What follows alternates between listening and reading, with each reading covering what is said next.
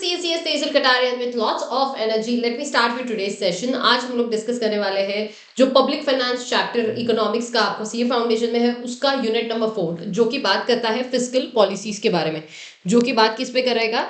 Fiscal policies. Fiscal policy मैंने आपको पहले ही बताया था, फिस्कल का मतलब होता है फिस्कल पॉलिसीज। पहली बात तो गवर्नमेंट बनाएगा एंड दूसरी बात गवर्नमेंट बना के कौन से दो चीजों पे फोकस करता है, एक होता है टैक्स और दूसरा होता है गवर्नमेंट एक्सपेंडिचर। यस और नो? तो ये दो चीजों पे गवर्नमेंट जो है वो फोकस करता है when it comes to fiscal policy. दूसरा होता है मॉनेटरी पॉलिसीज, जिसमें हम लोग आरबीआई के बारे में बात करते हैं, सीआरआर, एसएलआर, वो सारे टूल्स का इस्तेमाल करके वो ट्राई करते हैं कि इकोनॉमिक जो सिचुएशन है उसको मैनेज कर सके। अब ये फिस्कल पॉलिसी में जो दो पार्ट्स है, एक है गवर्नमेंट एक्सपेंडिचर, दूसरा है टैक्स, उसी को लेकर काफी सारी चीजों पे हम लोग को डिस्कशन करना है। सबसे पहले तो हमें समझना है कि ऑब्जेक्टिव्स क्या है, फिर उसके बाद इंस्ट्रूमेंट समझने हैं, फिर फिस्कल पॉलिसीज में एक्सपांशनरी सिचुएशन, कॉन्ट्रैक्शनरी सिचुएशन में कैसे इस्तेमाल किया जाएगा एंड लिमिटेशंस। ये बहुत डिफिकल्ट चैप्टर बिल्कुल भी नहीं है। मैं जो जो चीजों पर आपके एमसीक्यू बनते जाएंगे अलोंग विथ मी, जो भी मैंने हाईलाइट किया होगा आपको साथ में हाईलाइट करना है। दो तरीके से देखो, दो चीजें समझो, मतलब क्या, दो तरीके से मैंने हाईलाइट किया है। एक है जो आपको एकदम प्रॉपर हाईलाइट दिखेगा, इसका मतलब वो एमसीक्यू पर्सपेक्टिव से इंपॉर्टेंट है।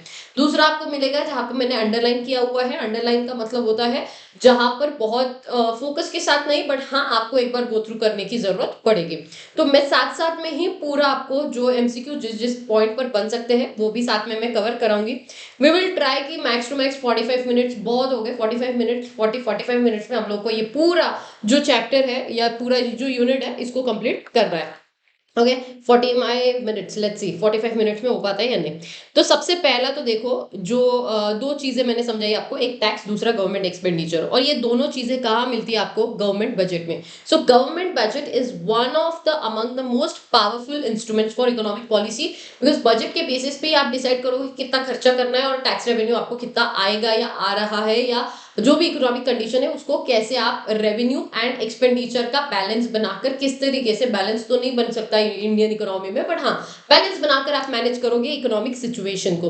सो इसीलिए बजटरी पॉलिसीज बहुत ज्यादा इंपॉर्टेंट होती है। तो बजटरी पॉलिसीज यूजुअली क्लासिफाई करी जाती है एक तो रेवेन्यू पर्सपेक्टिव से। एक रेवेन्यू का मतलब क्या हुआ? रेवेन्यू कौन सा? पब्लिक, मतलब पब्लिक से आया हुआ revenue, basically including tax and tax के अलावा भी और तरीके होते हैं। जैसे आप लोगों को किसी मामू ने पकड़ लिया सिग्नल तोड़ते हुए, तो आप जो फाइन देते हो that is not a way of paying the tax, or but that again is a kind of a revenue for the government. We assume revenue for the government. I don't know revenue किसका है, लेकिन revenue for the government है, ऐसा हम assume करते हैं। तो जो फाइन आप पे कर रहे हो वो भी kind of a revenue है, जो टैक्सेस आप पे कर रहे हो वो भी गवर्नमेंट के लिए रेवेन्यू है।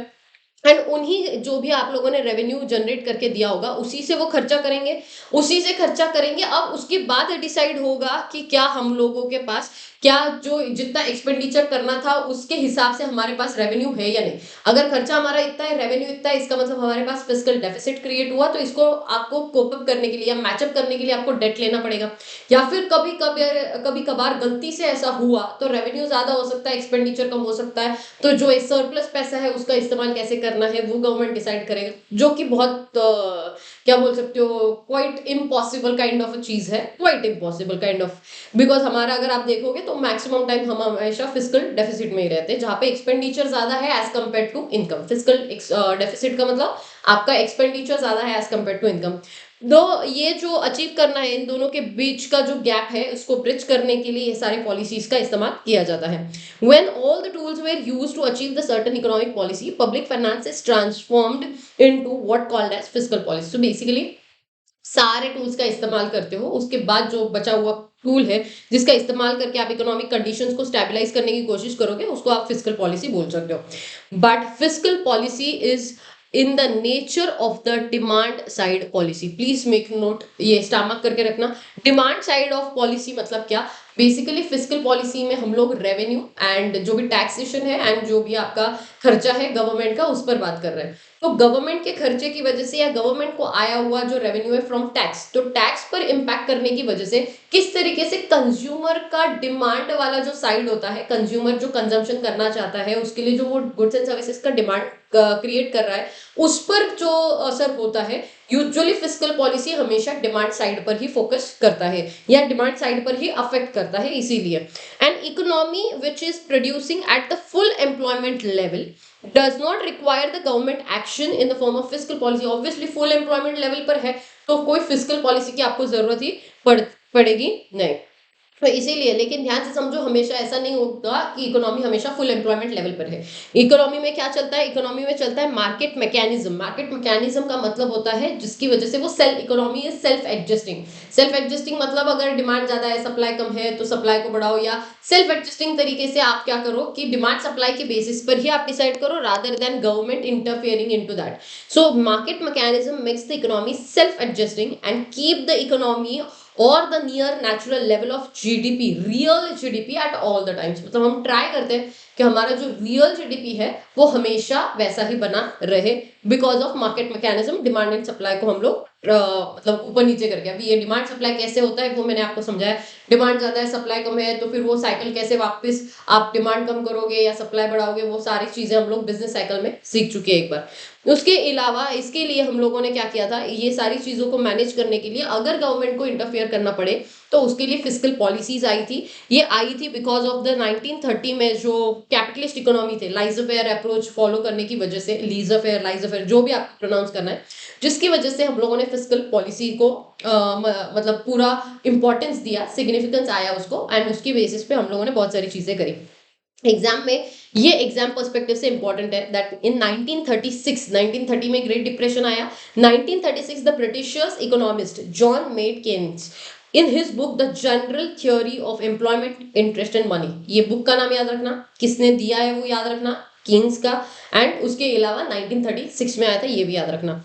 Advocate the increase in the government expenditure to combat मतलब to what you can say, to fight against, to combat the recessionary force in the economy and solve the unemployment problem. So how it works?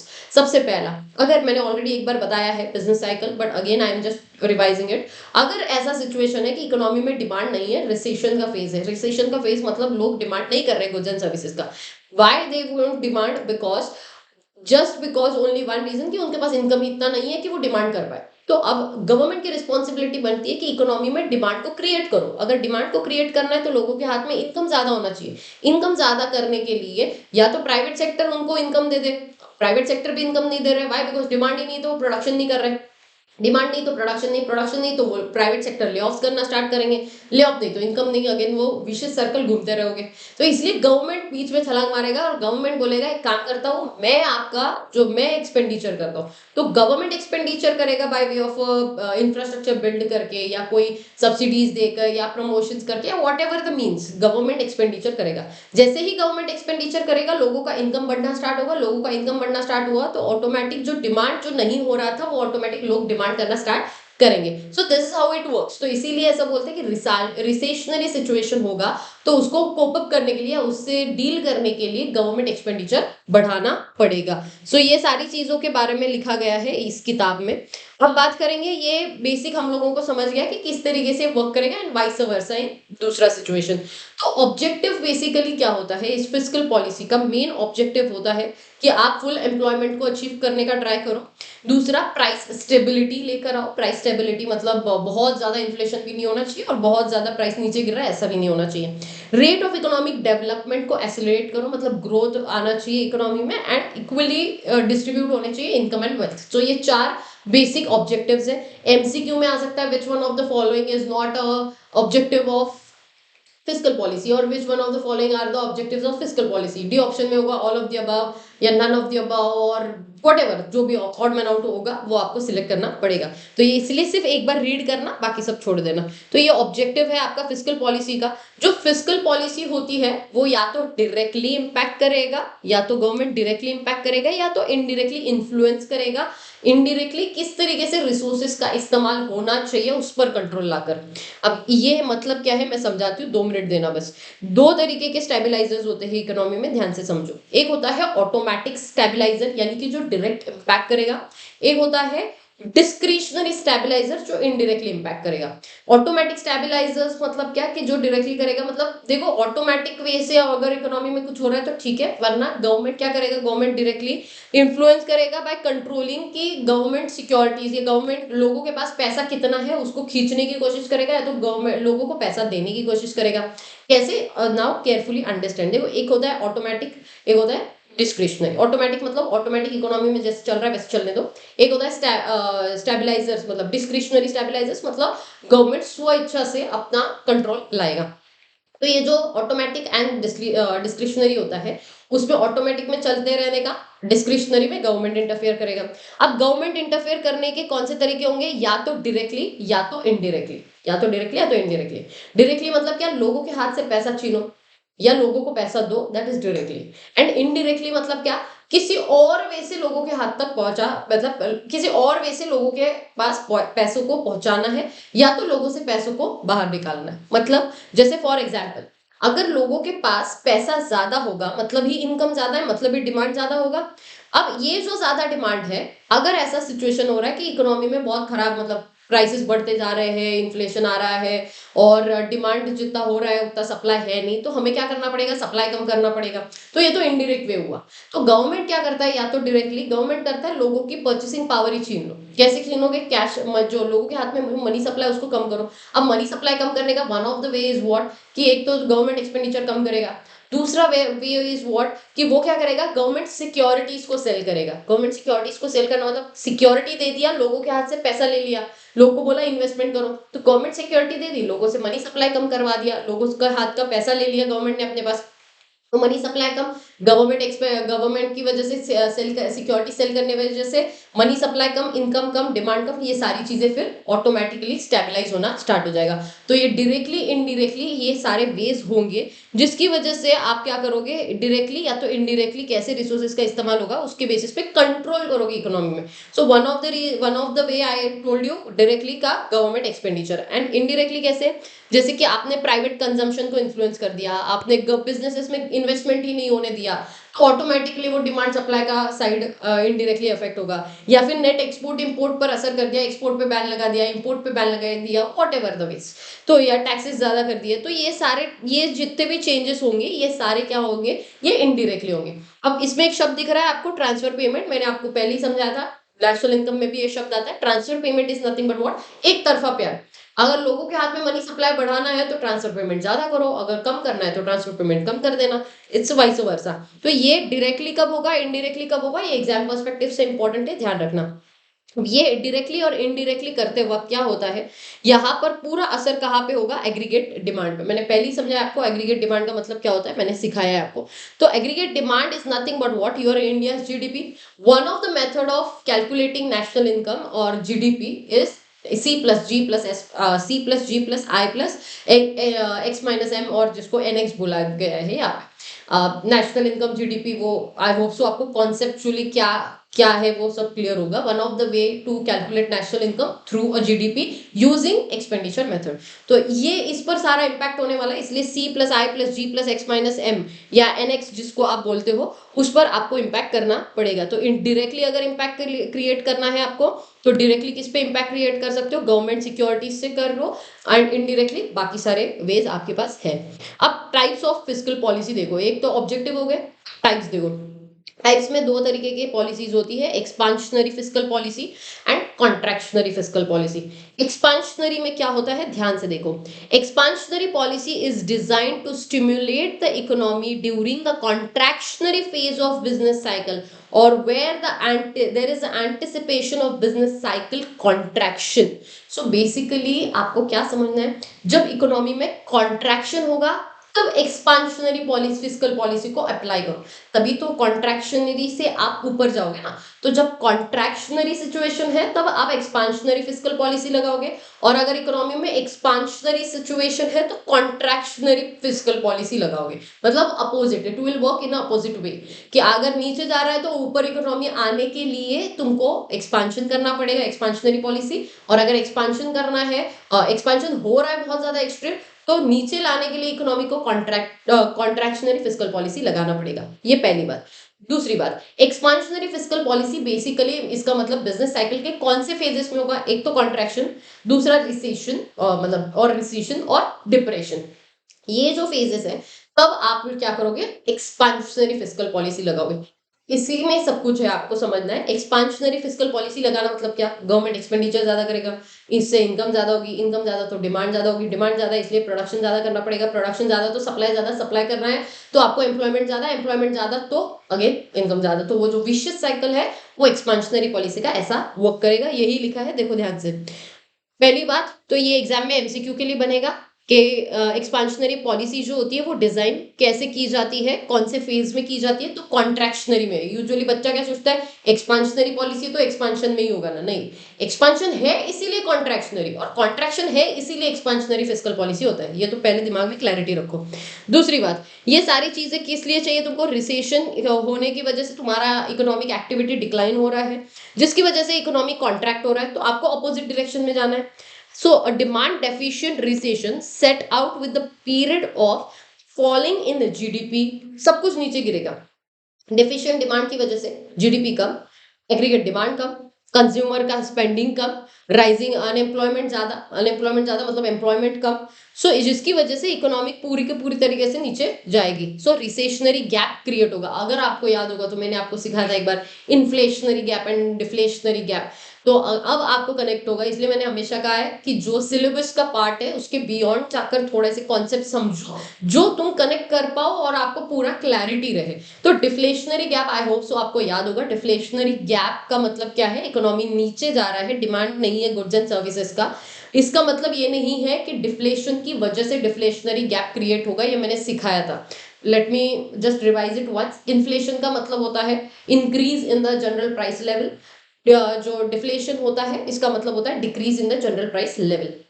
दूसरी बात, जब भी economy में inflationary gap आ रहा है, inflationary gap का मतलब है जहां पर बहुत एक्सट्रीम डिमांड है सब लेकिन सप्लाई उतना है नहीं।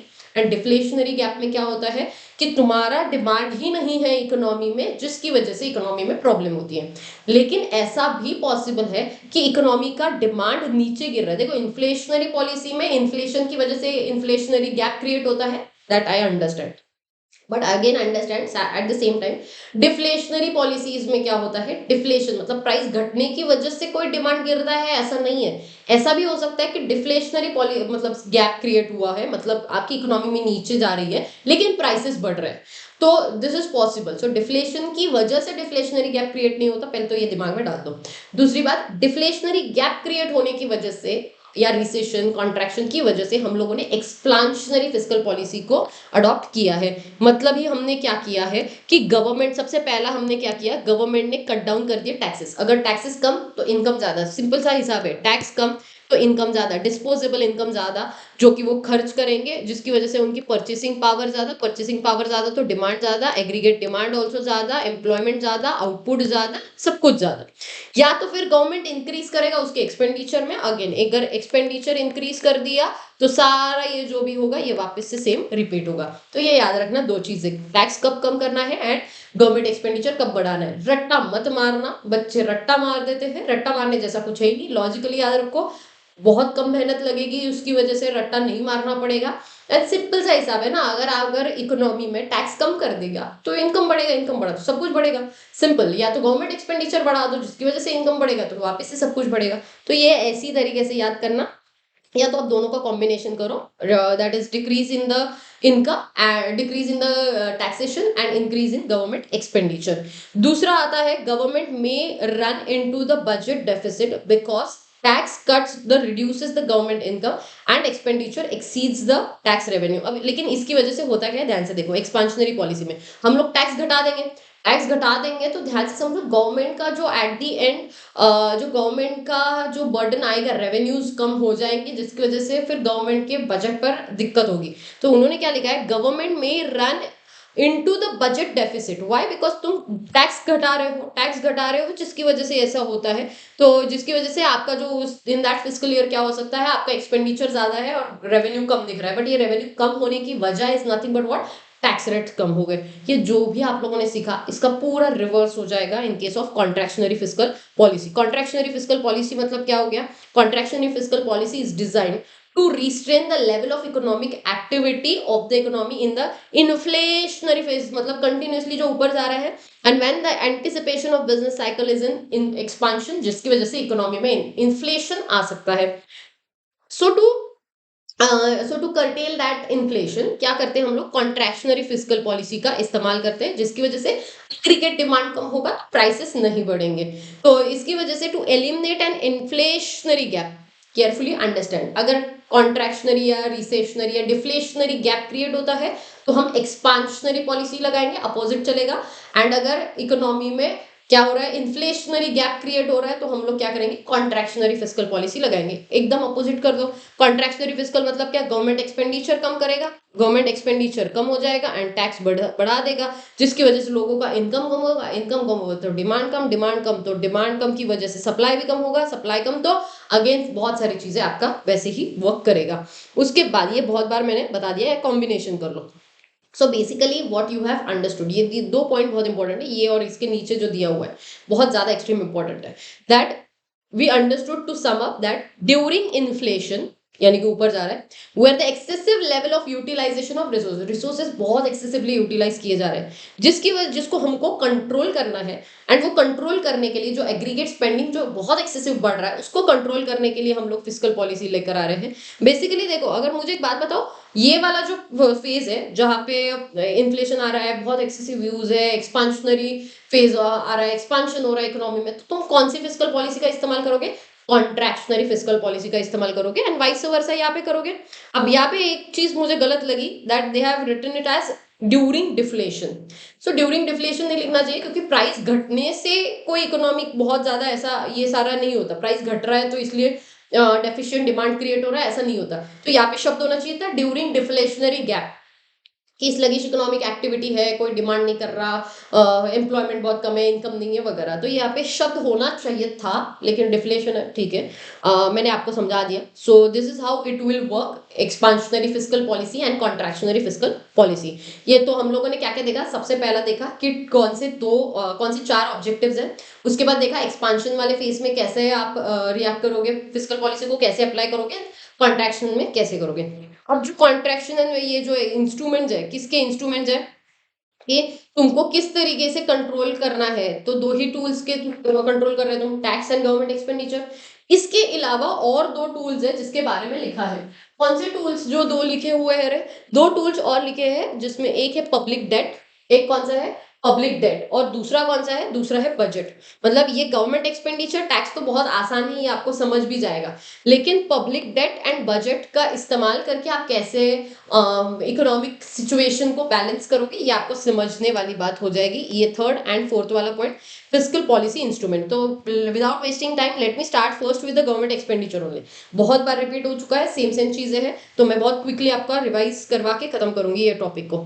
Government expenditure as a instrument. Expenditure का मतलब क्या कर रहे हैं हम लोग, कंजम्पशन, इन्वेस्टमेंट, ट्रांसफर पेमेंट, इन सारी चीजों पर फोकस करेंगे.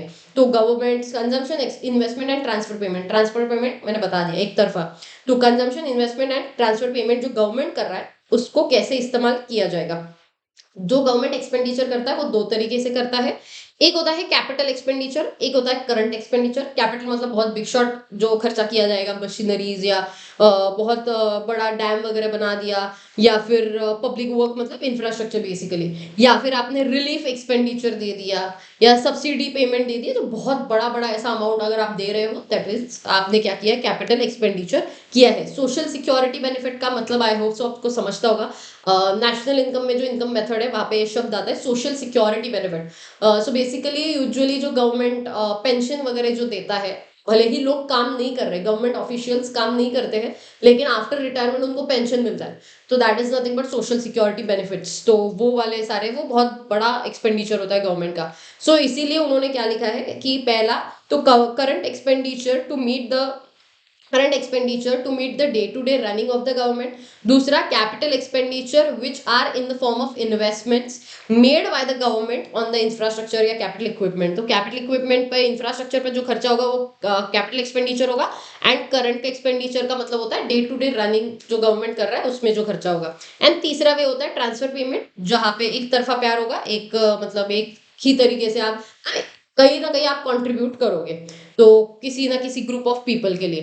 तो that is how government expenditure works, मतलब कौन से तरीके से, या तो कैपिटल खर्चे पे कंट्रोल, या करंट पे, या तो फिर जो ट्रांसफर पेमेंट है, उन तीनों में से कहीं ना कहीं तो वो मतलब क्या बोल सकते हो, कंट्रोल करने की कोशिश करेंगे।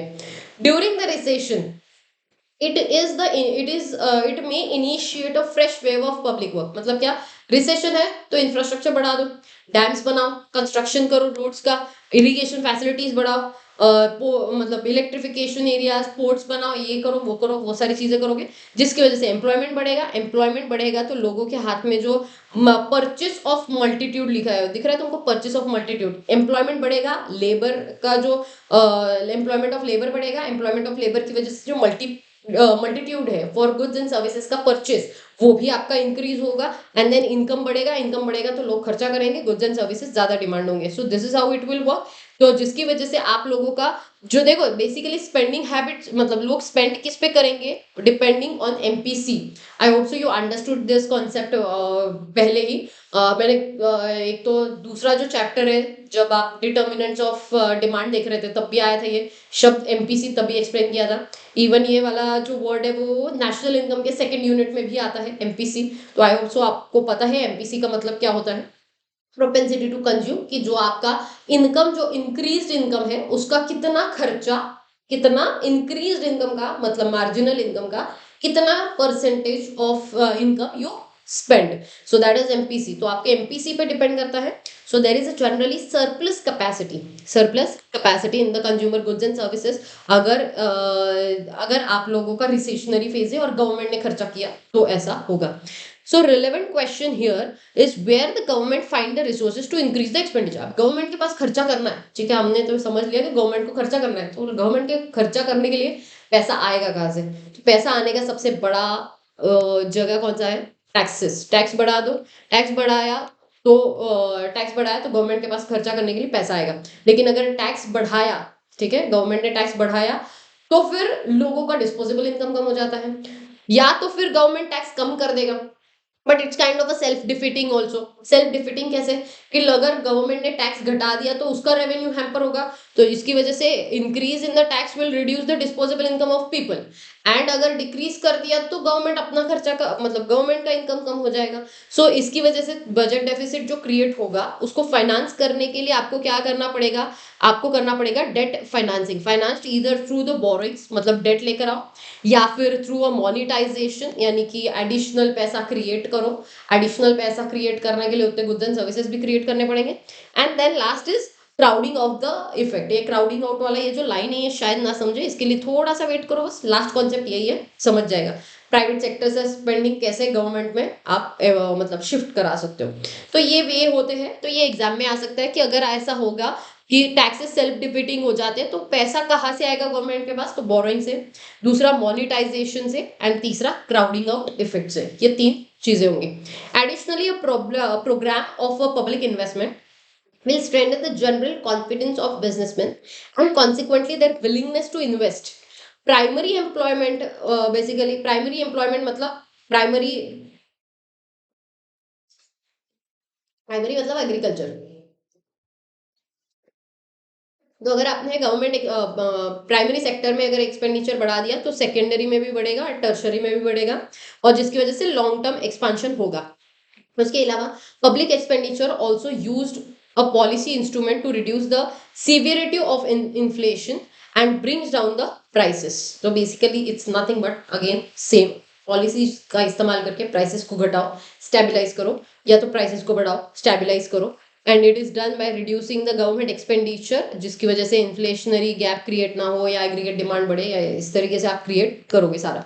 दूसरा आता है tax as a instrument. Tax as a instrument again लोगों के हाथ में डिस्पोजेबल इनकम बढ़ना चाहिए, जिसकी वजह से आपका एग्रीगेट डिमांड बढ़ेगा, एंड उसकी वजह से पॉसिबल है या तो इन्फ्लेशनरी या तो डिफ्लेशनरी गैप क्रिएट होता है।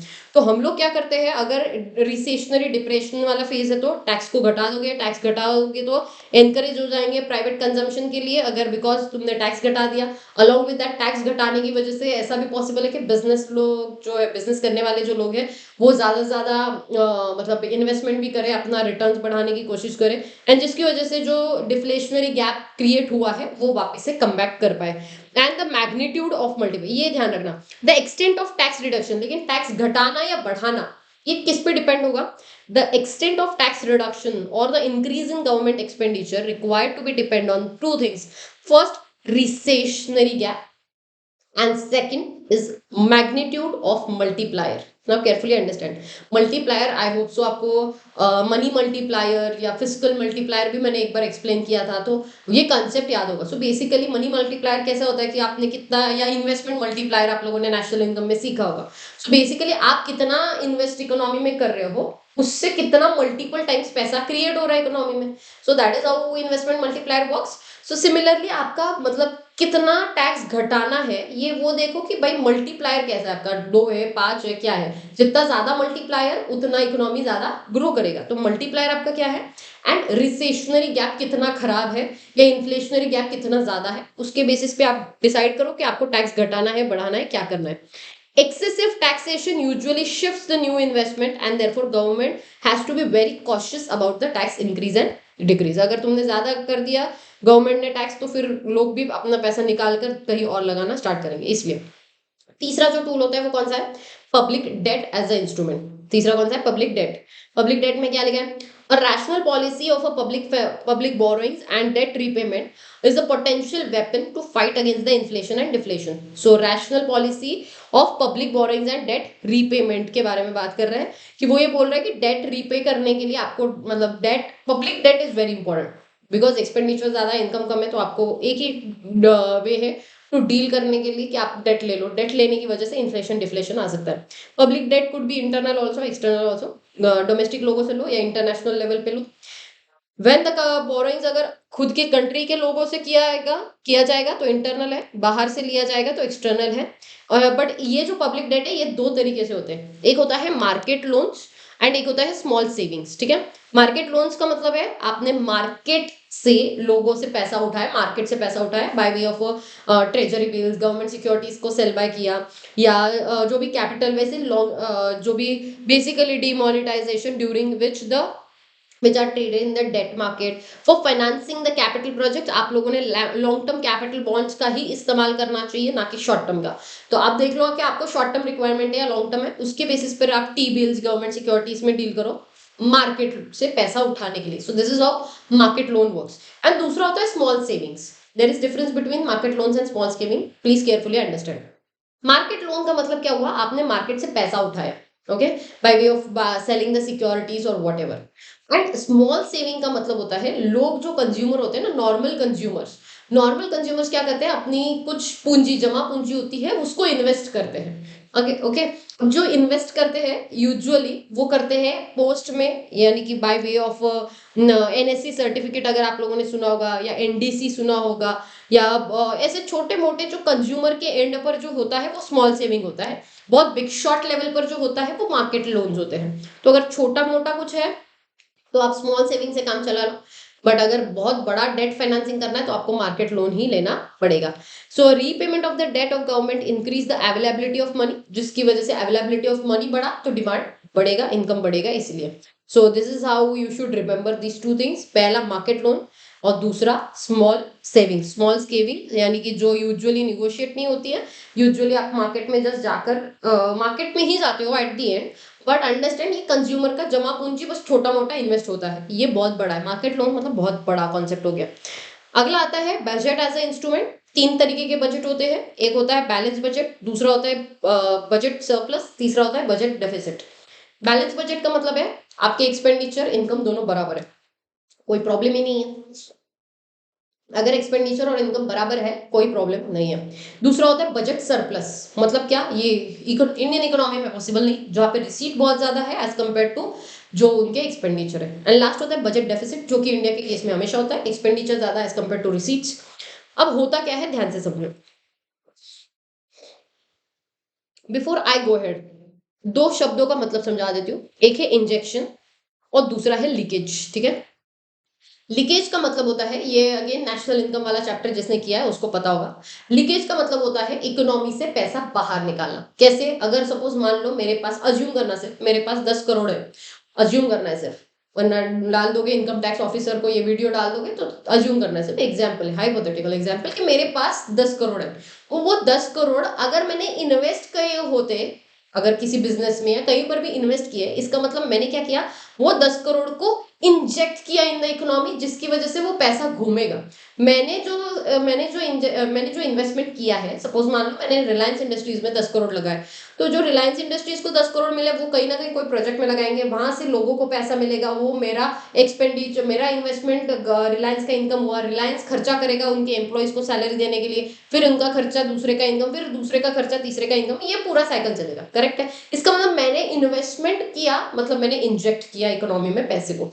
दूसरा, वही अगर मेरे पास जो 10 करोड़ है, मैंने अपने जो बेड है, बेड के नीचे पूरे छुपा के रख दिए। अब बेड के नीचे तिजोरी में डाल के या बेड के नीचे छुपा के रखना, इसका मतलब मैंने क्या किया, जिसकी वजह से इतना अगर मैंने इन्वेस्ट किया होता तो जो साइकिल घूम सकता था वो पैसा, वो मैंने होने ही नहीं दिया। इसका मतलब मैंने क्या किया, लीकेज कर दिया, मैंने विड्रॉ कर दिया वो पैसा फ्रॉम द इकोनॉमी। तो लीकेज का मतलब इकोनॉमी से पैसा बाहर निकालना, इंजेक्ट मतलब क्या, इकोनॉमी में पैसा डालना। तो अगर बैलेंस बजट है तो दोनों इक्वल है, तो तुमको कुछ ऐसा करने की जरूरत नहीं, ना इंजेक्ट ना आपको लीकेजेस करने की जरूरत है।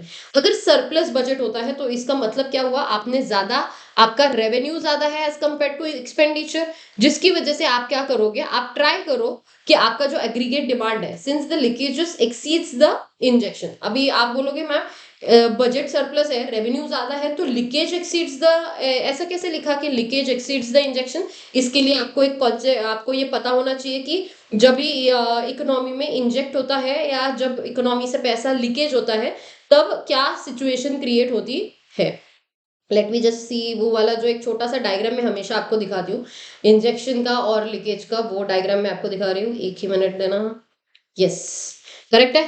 तो अगर गवर्नमेंट, देखो बेसिकली रेवेन्यू, अगर गवर्नमेंट का टैक्स ज्यादा हो गया, मतलब ही क्या हो गया, लीकेजेस ज्यादा हुए नहीं हुए, ये मैंने समझाया था आपको। अगर ऐसा होता है सिचुएशन कि इकोनॉमी में लीकेज है, लीकेज है का मतलब क्या हुआ, कौन से वे से लीकेज होता है, सेविंग करता है कोई, मैंने 10 करोड़ रख दिया मेरे बेड के नीचे, या गवर्नमेंट ने ज्यादा टैक्स कलेक्ट कर लिया, या इम्पोर्ट ज्यादा हो गए तो इकोनॉमी से पैसे बाहर जा रहे हैं। सो बेसिकली ये वेज होते हैं जिससे लीकेज होता है, ये वेज होते हैं जिससे इंजेक्ट होता है। अगर रेवेन्यू ज्यादा है गवर्नमेंट का, इसका मतलब ही इकोनॉमी से पैसा बाहर चला गया, लीकेज हो गया, तो इसलिए वैसा लिखा जाता है कि लीकेज ज्यादा है as compare to, what they are saying, leakage ज्यादा as compare to injection. And यहाँ पे क्या होगा, उल्टा हो जाएगा, सिंपल। तो यहाँ पे लीकेज ज्यादा है, यहाँ पे उल्टा हो जाएगा, ये याद रखना, ये एग्जाम में आ सकता है, एमसीक्यू के लिए इंपॉर्टेंट था, स्टार मार्क करके रख देना। जब सरप्लस बजट होगा तो ऑब्वियसली बात है, आपको डेट लेने की जरूरत नहीं पड़ेगी, अगर नहीं है तो डेट लेने की जरूरत पड़ेगी, सिंपल। नेक्स्ट, लास्ट कुछ पॉइंट बचे हैं, सिर्फ इकोनॉमिक ग्रोथ का लॉन्ग रन एंड लास्ट दो तीन चीजें, ठीक है चलो, 4 पन्ने बचे हैं अभी भी। Fiscal policy for long run economic growth, क्या लिखा है देखो। फिस्कल पॉलिसी बेसिकली इम्पैक्ट कहाँ करता है, डिमांड साइड फिस्कल पॉलिसी होती है, मतलब डिमांड साइड पे इम्पैक्ट करता है, जहाँ पे हम लोग ट्राई करते हैं कि एग्रीगेट सप्लाई जो है उसकी बजाय हम लोग एग्रीगेट डिमांड पर कंट्रोल लेकर आ सके। सो फिस्कल पॉलिसी जहाँ पे involving those infrastructure spending generally have a positive effect on supply side, ये एमसीक्यूज बहुत सारे बन सकते हैं, यहाँ पे ध्यान रखना।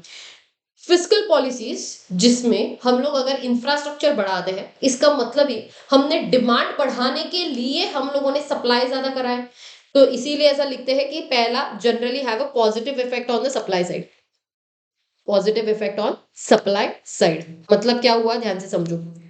फिस्कल पॉलिसीज, इसके इसमें अगर आपने इंफ्रास्ट्रक्चर के स्पेंडिंग्स में बढ़ा दिया, मतलब बढ़ोतरी कर दी, तो इसका मतलब लोगों के हाथ में इनकम ज्यादा जाएगा। लेकिन वो ज्यादा होने के लिए पहले इकोनॉमी में आपने इंफ्रास्ट्रक्चर बनाने के लिए जो एम्प्लॉयमेंट अपॉर्चुनिटीज है उसको क्रिएट करना है। एम्प्लॉयमेंट अपॉर्चुनिटी ही तब क्रिएट होगी जब सप्लाई बढ़ाना होगा, इसीलिए ऐसा बोलते हैं कि सप्लाई साइड पे इम्पैक्ट करेगा। दूसरा, पब्लिक गुड्स पर आप फोकस करो, पब्लिक गुड्स मतलब लोगों के हित के लिए जो गुड्स होते हैं उस पर फोकस करोगे तो इकोनॉमिक ग्रोथ सही होगा, एंड फिस्कल पॉलिसी का इस्तेमाल भी सही किया जाएगा।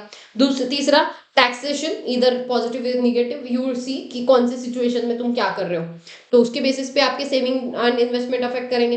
Well design tax policies rewards the innovation and the entrepreneurship without discouraging the incentives which will promote the private businesses. देखो ऑब्वियसली एट द एंड अगर बिजनेस पर्सन को आप ये बोलते हो कि देख भाई तुझे बहुत सारा टैक्स भरना पड़ेगा, अगर आप बिजनेस पर्सन को ये बोलोगे आपको बहुत सारा टैक्स भरना पड़ेगा, तो उसके माइंड में क्या आएगा, यार साला मैं ज्यादा टैक्स, मतलब मैं ज्यादा कमाऊं, और मैं ज्यादा कमा के गवर्नमेंट को ज्यादा पैसा क्यों दूं? सीधी सी बात है। तो इसलिए ये ट्राई किया जाता है कि अगर आपकी टैक्स पॉलिसी वेल डिजाइंड होगी, जिसकी वजह से एंटरप्रेन्योर्स जो होंगे उनको मोटिवेशन मिलेगा टू मतलब to earn money, to grow economy या कंट्रीब्यूट करने के लिए, तो फिर वो वेल इम्पैक्ट क्रिएट कर सकता है। लेकिन वो सिर्फ तब करेगा जब वेल डिजाइन टैक्सेशन पॉलिसी होगी, जो कि इंडिया में है नहीं। उसके अलावा टैक्स पेंडिंग पॉलिसीज, ठीक है। एनवायरमेंट जो है, एनवायरमेंट टैक्स इंक्रीज का मतलब ये देखो कि तुमने टैक्स बढ़ाने की वजह से जो कॉस्ट है या कैपिटल का जो आउटपुट जो है वो कैसे रिएक्ट कर रहा है, उस पर भी ध्यान देना, एंड सब्सिडीज पर ध्यान दो। तो बेसिकली ये सारी चीजें, सो सब्सिडी, टैक्स, उसके अलावा environment, well design tax policies, government expenditure, ये सारी चीजों पे इन्वेस्टमेंट, इंजेक्शन, लीकेज, इन सारी चीजों की वजह से इकोनॉमिक ग्रोथ होता है। Not important as such from examination perspective, बस ये ध्यान रखना, ये वाला लाइन इंपॉर्टेंट था कि सप्लाई साइड पे कैसे इंपैक्ट करेगा, एंड पब्लिक गुड्स भी आपको लेने पड़ेंगे, ये बहुत इंपॉर्टेंट था, ये भी मैंने बता दिया। इसके बाद फिस्कल पॉलिसीज की वजह से रिडक्शन कैसे होगा ऑफ इनकम एंड मतलब जो इनइक्वालिटीज है बिटवीन इनकम एंड वेल्थ। सो दो तीन तरीके के टैक्स होते हैं, एक होता है डायरेक्ट टैक्स, एक होता है indirect tax. Direct tax usually a progressive tax होता है, यानी कि जिसने इनकम अर्न किया है वही भरेगा। एंड जो इनडायरेक्ट टैक्स होता है वो रिग्रेसिव होता है, यानी कि मतलब भले ही किसी और ने गुड्स बाय करे हो, भरता कोई और है। ठीक है, इनका जो टैक्स होता है इनडायरेक्ट टैक्स, जीएसटी कोई और भरेगा। तो इसमें क्या होता है, progressive tax and regressive tax का बैलेंस सही होना जरूरी है। व्हाई? बिकॉज देखो, जिसका इनकम ज्यादा वो ज्यादा टैक्स दे रहा है in case of progressive taxation. लेकिन रिग्रेसिव टैक्सेशन में क्या होता है, भाई तुम इनकम अर्न कर रहे हो नहीं कर रहे हो फर्क ही नहीं पड़ता। मैगी पर जो भी मैगी के पैकेट पे या सपोज मान लो फॉर एग्जांपल ये जो डायरी मैंने लिया है, ये डायरी के लिए जितना टैक्स मैं पे करूंगी उतना ही अगर ये सेम डायरी मोटा भाई ने ली तो वो भी सेम ही टैक्स पे करेंगे। तो ये टैक्स जो मैं पे कर रही हूँ वो पे कर रहे तो सेम ही हुआ।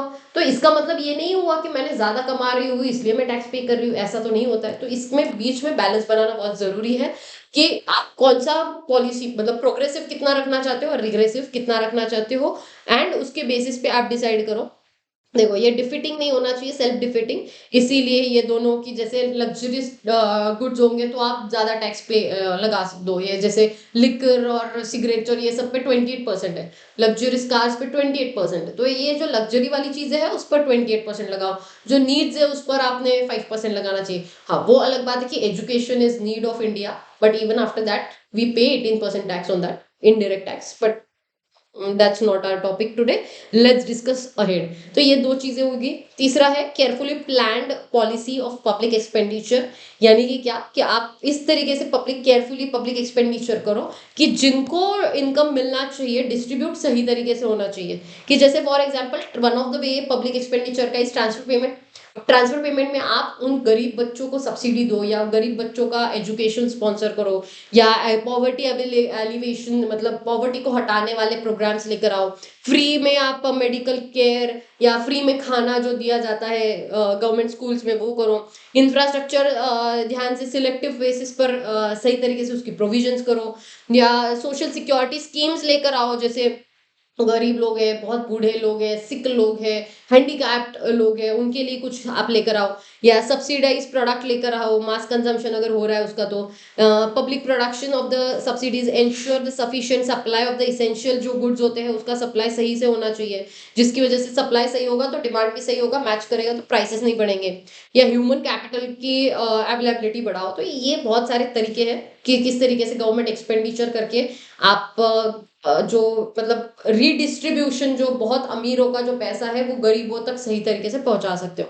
सो प्रोग्रेसिव टैक्सेशन में क्या होता है, यूजुअली हाई मार्जिन होता है, मतलब जो ज्यादा कमाएगा उसको ज्यादा टैक्स पे करना पड़ेगा, but sometimes it can be a kind of a discouraging also, because वो बोलेगा भाई मैं ज्यादा पैसा पे करके भी ज्यादा टैक्स दे रहा हूँ। बट गवर्नमेंट क्या करता है, इनसे पैसा टैक्स लेकर जो कम टैक्स पे कर रहे हैं जो गरीब है उनको ट्रांसफर कर देता है। तो ये सही तरीके से रीडिस्ट्रीब्यूशन करना ये एक बहुत बड़ा चैलेंज होता है। ये जितना किताबों में सिंपल है उतना डिफिकल्ट है रियल लाइफ में करना। उसके बाद लिमिटेशंस, मतलब क्या, फिस्कल पॉलिसी लगाने के लिए चार बहुत बड़े लैग है, इंपॉर्टेंट है। ये चार लैग को पार करना पड़ेगा। पहला है रिकग्निशन लैग, मतलब समझ में नाम में ही सब कुछ है इधर। तो रिकग्निशन लैग मतलब क्या, कि भाई तुमको रिकॉग्नाइज करने के लिए जो टाइमली डेटा चाहिए या जो एक्यूरेट डेटा चाहिए वो तुम्हारे पास है ही नहीं, तुम रिकॉग्नाइज ही नहीं कर पाए। मतलब जब हुआ है, इकोनॉमिक कंडीशन क्रिएट हो रही है और जब तुमको रिकॉग्नाइज हुआ, देखो जैसे तुम्हारी एग्जाम है जून में और तुमको आज रियलाइज हो रहा है, रिकॉग्नाइज आज हो रहा है, जबकि तुमको 2 महीने पहले ही रिकॉग्नाइज हो जाना चाहिए था कि तुमने पढ़ाई स्टार्ट करनी है, लेकिन तुमको आज रिकॉग्नाइज हो रहा है, तो रिकॉग्निशन लैग हुआ तुम्हारे केस में। तो वैसे ही इकोनॉमिक कंडीशन क्रिएट हो रही है, इकोनॉमी में प्राइसेस बढ़ रहे, तो वो उसका डेटा गवर्नमेंट तक पहुंचने के लिए और वो कुछ इंप्लीमेंट करने तक का, मतलब वो रिकॉग्नाइज होने के लिए पहला लैग हुआ। फिर रिकॉग्नाइज हुआ, ठीक है चलो मान लो रिकॉग्नाइज भी हो जाता है, लेकिन तुम्हारे पास बहुत सारे ऑप्शन है एज अ गवर्नमेंट, तो उस पर डिस्कशन होगा, वो सब ऐसे ठक ठक ठक करेंगे, लोकसभा राज्यसभा बजाते रहेंगे बेंचेस पे, कोई कुछ बोलेगा कोई कुछ बोलेगा, ऐसा कुछ चलते रहेगा, तो डिसीजन मेकिंग में अगेन लैग आएगा। फिर वो चलो मान लो डिसीजन मेकिंग भी ठीक से हुआ तो गवर्नमेंट ऑफिशियल्स इम्प्लीमेंट करेंगे इसको, फिर तो सरकारी काम तो तुमको पता है तारीख पे तारीख तो चलती रहेगी, तो फिर वो इम्प्लीमेंट होने के लिए टाइम जाएगा। एंड उसके बाद ये सारी चीजें होने के बाद भी इम्पैक्ट कितना हुआ, ये विजिबल है कितना नहीं है, ये समझने में टाइम चला जाएगा। तो ये सारे लैग है, ये लिमिटेशंस है कि फिस्कल पॉलिसी तो आप लगा दोगे, लेकिन लगाने से पहले रिकॉग्नाइज तो करो प्रॉब्लम क्या है। रिकॉग्नाइज हुआ तो डिसीजन नहीं ले पा रहा, डिसीजन हो रहा है तो इम्प्लीमेंट नहीं कर पा रहा, इम्प्लीमेंट हुआ तो इम्पैक्ट नहीं एनालाइज कर पा रहा, तो ये लैग आपका क्रिएट हमेशा होगा। तो ये कॉम्प्लेक्स चीजें होती है। सो इसीलिए ये बहुत कॉम्प्लेक्स है एंड इसीलिए प्रैक्टिकली बहुत ज्यादा डिफिकल्ट है जितना आपको दिखता है उसके कंपैरिजन से। अब ये सारी चीजों के लिए हम लोग क्या करते हैं, बहुत सारे टूल्स का इस्तेमाल करते हैं, जैसे डेफिसिट फाइनेंसिंग से परचेसिंग पावर बढ़ा के, या सप्लाई साइड यहाँ पे जो लिखा था सप्लाई साइड को आप टारगेट करके करो कि सप्लाई साइड को टारगेट करके सप्लाई बढ़ाओ जिससे डिमांड को वो मैचअप कर पाए, या पब्लिक वर्क्स करो ज्यादा से ज्यादा, बट अगेन वो ज्यादा नहीं किया तो क्या होगा। तो ये कई सारे टूल्स आपके हैं जो कि याद रखना, ये मेन बेसिक इधर है तुम्हारा मेन क्रक्स पूरा। उसके बाद बात करेंगे जो मेन इफेक्ट आता है, one of the most important concept, that is crowding out. Crowding out का मतलब होता है government spending would sometimes substitute the private spendings, and when this happens the impact of the government spendings on aggregate demand would be smaller and what it should have been, so जिसकी वजह से वो ineffective हो जाता है। ऐसे क्या समझाती हूँ, 2 मिनट देना बस। बेसिकली जो ये सारी चीजें होती है इकोनॉमी में, सो क्या होता है, देखो क्राउडिंग आउट का इफेक्ट का मतलब क्या है। सपोज मान लो जब तुम प्रॉब्लम सॉल्व करने की कोशिश कर रहे हो तो होता क्या है कि गवर्नमेंट जो है ना, गवर्नमेंट प्लस प्राइवेट सेक्टर का जो भी होता है वो फुल एम्प्लॉयमेंट वाला सिचुएशन क्रिएट करेगा। गवर्नमेंट ने भी पूरे एम्प्लॉयमेंट सही तरीके से किया, प्राइवेट सेक्टर ने भी किया, फुल एम्प्लॉयमेंट पे आप जाते हो। लेकिन अगर ऐसा हुआ, सपोज मान लो इकोनॉमी फुल एम्प्लॉयमेंट पे है और गवर्नमेंट ने अपना एक्सपेंडिचर बढ़ाया फुल एम्प्लॉयमेंट पे, तो गवर्नमेंट एक्सपेंडिचर बढ़ाएगा तो ऑब्वियस सी बात है इनकम लोगों का बढ़ने वाला है। तो अगर गवर्नमेंट एक्सपेंडिचर बढ़ा रहा है, लोगों का इनकम अगर गवर्नमेंट की वजह से बढ़ेगा, तो जो प्राइवेट सेक्टर में काम करने वाले लोग थे वो हटके वो चले जाएंगे गवर्नमेंट में। क्यों? क्योंकि यहाँ पे पैसा कम मिल रहा है, यहाँ पे ज्यादा, तो यहाँ से हटो यहाँ पे चले जाओ। लेकिन because you are at the full employment level, so basically तुमने क्या किया, तुमने क्राउडिंग आउट इफेक्ट किया, मतलब यहाँ से लोगों को निकाल कर यहाँ पर लेकर आए। इसलिए हमेशा बोलते हैं इकोनॉमी में कभी फुल एम्प्लॉयमेंट नहीं होना चाहिए। यहाँ पे 5 लोग काम कर रहे हैं, यहाँ पे 5 लोग काम कर रहे हैं, 10 लोग फुल एम्प्लॉयमेंट है, ठीक है। अब गवर्नमेंट एक्सपेंडिचर बढ़ाने की वजह से यहाँ पर प्राइवेट सेक्टर में जो 5 लोग काम कर रहे हैं वहां से 3 लोग हटके यहाँ पे चले आ गए, जिसकी वजह से इधर दिक्कत हो गई। तो इसका मतलब क्राउडिंग आउट इफेक्ट हुआ। तो इसलिए ऐसा बोलते हैं कि 3 लोग यहाँ पे काम कर रहे हैं, 4 लोग सपोज मान लो यहाँ पे काम कर रहे हैं, तो बचे हुए जो अनएम्प्लॉयड लोग हैं, अगर गवर्नमेंट ने एक्सपेंडिचर बढ़ाया तो अनएम्प्लॉयड लोग यहाँ पे आएंगे, जिसकी वजह से इकोनॉमी वापस स्टेबलाइज होगी। सो this is how crowding out effect works and ये इंपॉर्टेंट हो जाता है। एंड इसमें क्या क्या चीजें होती है, that substantial government borrowings in the credit market tends to reduce the funds available and pushes the interest rate। होता क्या है, अगर ऐसा होता है कि गवर्नमेंट ने बोरो ज्यादा किया है, जिसकी वजह से जो फंड्स इकोनॉमी में, गवर्नमेंट ने बोरो ज्यादा किया तो फंड्स गवर्नमेंट के पास ज्यादा है, तो इसका मतलब लोगों के पास जो पैसा है वो कम हो जाता है, तो जिसकी वजह से इंटरेस्ट रेट बढ़ने लगते हैं, because supply of money in the economy reduces, supply of money reduce हुआ तो इंटरेस्ट रेट बढ़ जाएगा। एंड हायर इंटरेस्ट रेट की वजह से फिर लोग इन्वेस्ट नहीं करते, लोन नहीं लेते, इन्वेस्टमेंट नहीं होगा, फिर पूरा साइकिल आप घूमोगे। एंड इसी की वजह से जो क्रिएट होगा उसको क्या बोला जाता है, crowding out effect. So you just read it once and you will get to know कि एग्जैक्टली क्राउडिंग आउट कैसे वर्क किया है, या मैंने जो शब्दों में बताया वही सारे शब्द आपको यहाँ पे मिलेंगे। तो ये इंपॉर्टेंट है, एग्जामिनेशन पर्सपेक्टिव से ये एग्जाम में आ सकता है। So please make sure that you carefully read this particular paragraph and crowding out effect का मतलब आप समझो। इसी के साथ ये वाला जो यूनिट है ये कंप्लीट हो जाता है। Will meet in the next session. Till then take care, bye bye. Please do like share subscribe and comment भी जरूर करना। Take care and bye bye.